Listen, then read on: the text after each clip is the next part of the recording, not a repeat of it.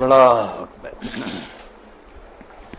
میرے دوست نے یہ سوال جو فرقہ بندی کے بارے میں کیا، یہ تقریباً ہر کلمہ گو کے ذہن میں یہ پیدا ہوتا اور پریشان کرتا۔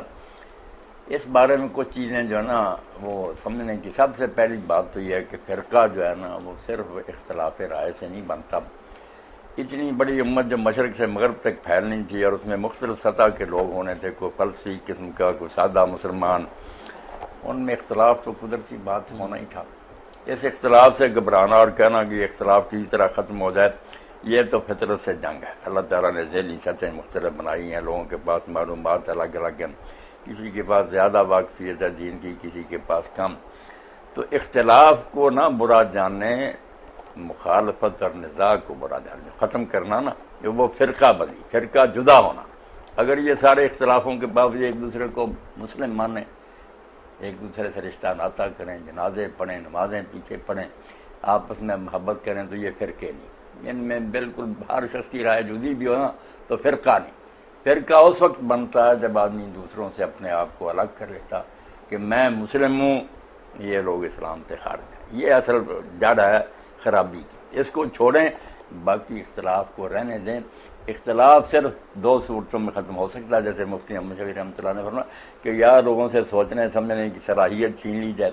ایک آدمی ایک بات کہتا رہے ہاں کیا، اگر سوچنے کی آزادی دیں گے تو نتائج مختلف ہوں گے۔ دوسرا یہ ہے کہ سوچنے کے بعد آپ آزادی چھین لیں کہ اظہار رائے نہیں کر سکتے، بے شک آپ کو کچھ سمجھ میں آیا نہ، آپ وہی کہیں جو ہم کہہ رہے ہیں، اپنی رائے نہ بتائیں جو ایمانداری سے آپ نے قائم کی، تو دیانت ختم ہو اور دوسری طرف جو نا سوچنے سمجھنے کی آزادی ختم ہو، پھر اختلاف ختم ہو سکے۔ اختلاف سے دنیا کی رونق ہے، اس کو نہ ختم کریں، علم اس سے بڑھتا ہے۔ اس کو مخالفت اور نزاع کا سبب بنا لینا، جھگڑے اور لڑائیوں کا، یہ ہماری بدقسمتی ہے۔ جو آپ نے پوچھا نا کہ بڑے بڑے علماء تھے، ایک دوسرے کے خلاف سخت فتوے دیے، دو بندے ایسے ہیں جن کو تقریباً سب اچھے لوگ بھی شیخ الاسلام ہی کہتے ہیں، امام ابن تیمیہ، اور ان کے زمانے میں شیخ الاسلام سبکی ہیں رحمۃ اللہ علیہ۔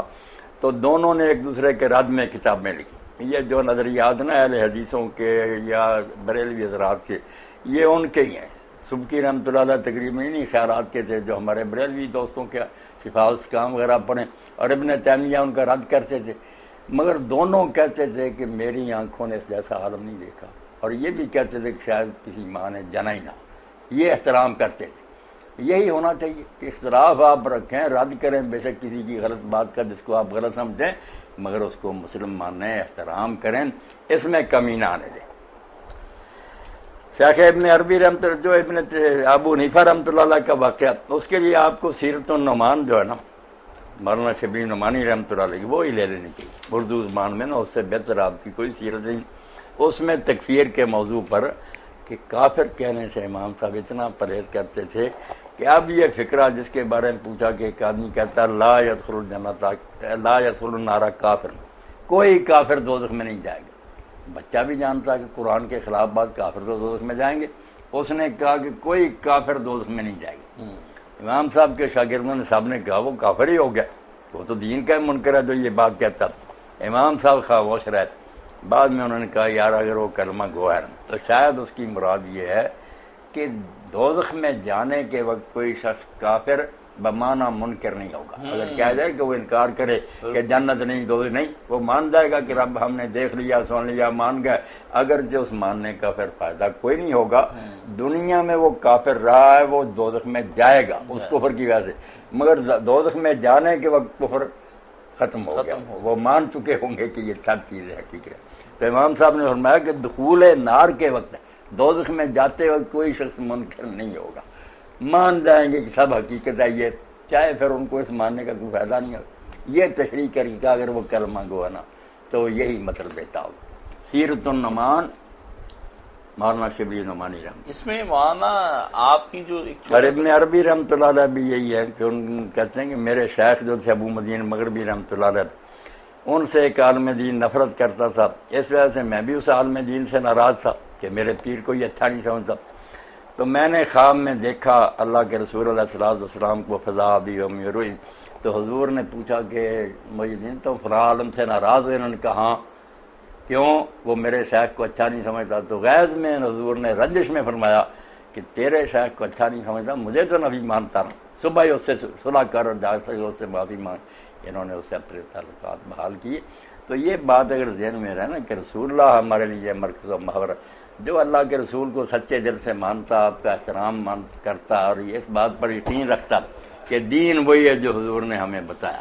باقی وہ دین ہم تک پہنچے اس میں اتنی کچھ چیزیں مل گئی ہیں کہ کسی کو کچھ ملا، کسی کو، سارے بیچارے معذور اور مجبور ہیں، بھائی ہیں ہمارے، کلمہ گو ہے۔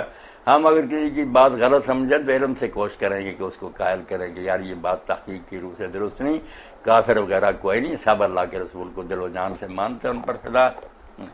تو شیخ ابن عربی کی کتاب میں بھی ہے نا، بعض کتابوں کو اردو ترجمے ہوئے، فتوحات کے بھی ہمارے دوست ہیں یا ایک ساتھی صدیق صاحب، مگر نہیں، وہ ترجموں سے کام نہیں چل سکتا۔